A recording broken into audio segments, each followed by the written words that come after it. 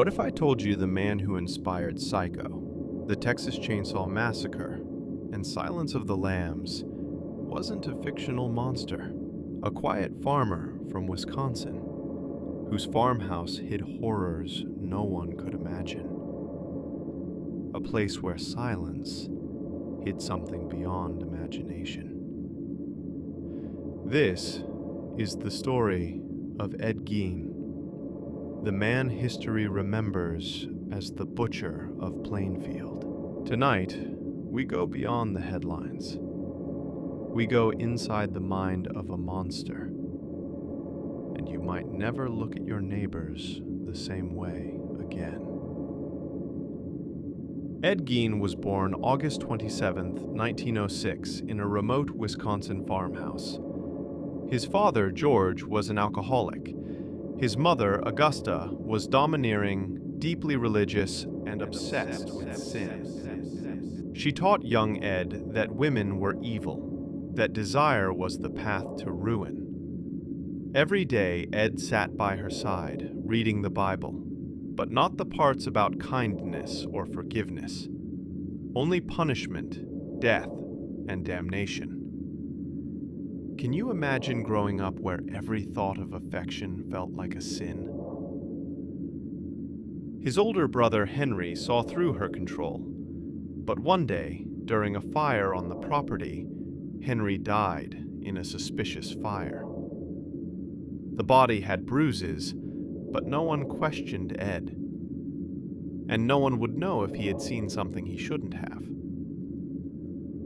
In 1945, Augusta, Ed's mother, died, and that's when the line between sanity and madness snapped forever. Alone for the first time, Ed began to retreat from reality. He boarded up his mother's room, preserving it like a shrine. The rest of the house fell into decay. Dust, darkness, and silence became his companions.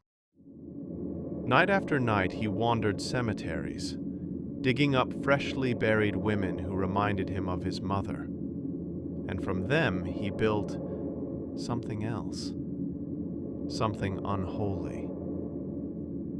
He brought their remains home, not out of anger, but from a twisted form of devotion. Creepy, right? But to Ed, this was love, a grotesque way to be with his mother again. In December 1954, a local tavern owner named Mary Hogan vanished. Police found blood on the floor, but no body, just her empty home, and no clue. When a friend joked to Ed months later, "Hey Ed, that Mary Hogan's still missing, huh?"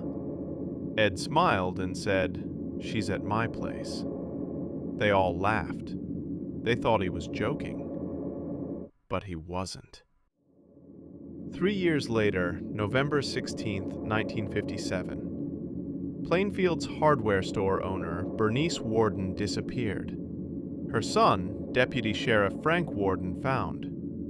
Her shop showed bloodstains on the floor, and a receipt. A receipt for antifreeze, sold to a man named Ed Gein. Police entered Ed's farmhouse and stepped into a nightmare. In the shed hung Bernice Warden, not in detail, but in a way that made it clear she was gone forever. But that was only the beginning. Investigators searched the house, and what they found defied belief. Inside the house, a chair upholstered in human skin, skulls turned into bowls, belts stitched together with remains, masks on the wall, human faces preserved. Imagine walking into your neighbor's home and seeing that. Ed treated these remains not as victims, but as objects, tools to recreate his lost mother. Think about it. This wasn't a monster from a movie. This was someone people waved to on the street. Someone who'd fix your fence, shovel your snow, share coffee with you. and inside his home, a museum of the dead. Psychologists diagnosed him with schizophrenia and psychosis. When questioned, Ed spoke calmly, almost politely. He admitted to both murders and to grave robbing. He told police how he'd go into trances, digging up bodies of women who reminded him of his mother. He claimed he wanted to create a woman suit so he could literally become his mother. He said, "When I wear her skin, I feel close to her." It wasn't rage. It wasn't lust. It was obsession. A twisted kind of devotion that defied human understanding.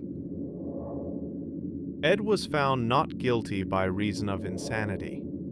He spent the rest of his life in psychiatric hospitals, never prison. His home burned down in 1958. Whether by accident or mercy, no one knows. Ed Gein died in 1984 from lung cancer, buried in a cemetery he once plundered. Dark irony. A man who disturbed death itself returned to the earth in a cemetery he knew too well. Ed Gein's crimes inspired horror legends. Norman Bates, Psycho; Leatherface, Texas Chainsaw Massacre; Buffalo Bill, Silence of the Lambs. But unlike fiction, this story is real. Flesh and blood. A man shaped by grief, control, and isolation, whose imagination became terror. So the question remains, was Ed Gein born a monster or made one?